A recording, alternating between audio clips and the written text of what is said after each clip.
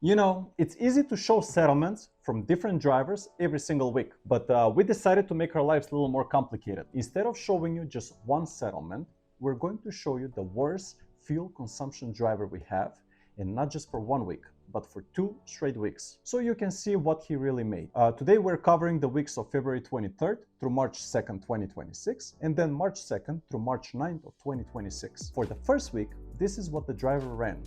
He started in Newton, Iowa, and we booked him to Buffalo, New York for $3,100 gross.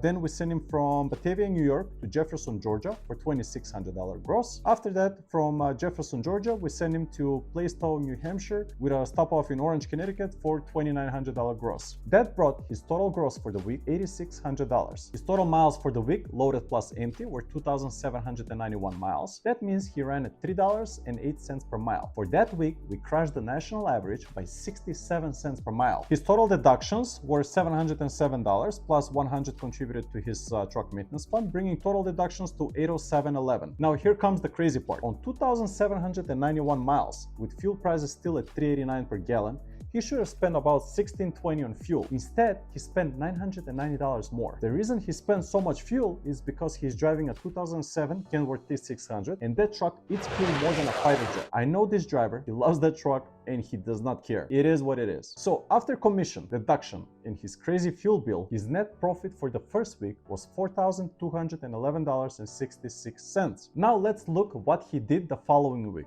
He picked up a load from Holliston, Massachusetts to St. Johnsbury, Vermont for $1,350. From there, he went to Rock Hill, South Carolina for $2,400 gross. Then from Fort Lawn, South Carolina, we booked him a load to Wilmington, North Carolina for $1,150 gross. And now the fun part. From Myrtle Beach, South Carolina, we booked him on a LTL load to Austin, Texas for $2,900 gross. And then we added another LTL load from Smithville, North Carolina to Bryan, Texas, $1,350 gross. That brought his total gross for the second week to $9,150. His total miles for that week, loaded plus empty, were 2,991 miles. That means, once again, we crashed the national average, and this time by 58 cents per mile. For the second week, the usual deductions included the usual 707 plus 100 TMF, but this time he also had 376 in tolls. Because fuel prices jumped so much that week, fuel went through the roof to $4.85 per gallon, which was basically a whole dollar more than the previous week. And again, because we already know he's driving a fighter jet instead of a truck, he spent $2,884 on fuel, while our company average suggested he should have spent about $2,000 for those miles. That means he overspent by about $884. Crazy, right? So let's see how much he made the second week. With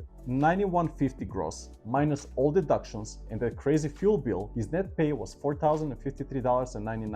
So in just 2 weeks, he made a total net profit of $8,265.65. And if you add back the $200 he put into TMF plus the $1,874 he overspent on fuel, his clean money would have been $10,339. I just love it when the market is this good, and we don't know how long this is going to last. So if you're not making this kind of money right now, why have you not switched? If you like this breakdown, like the video, subscribe to the channel, and hit the apply now link below. Do not wait, our spots are limited.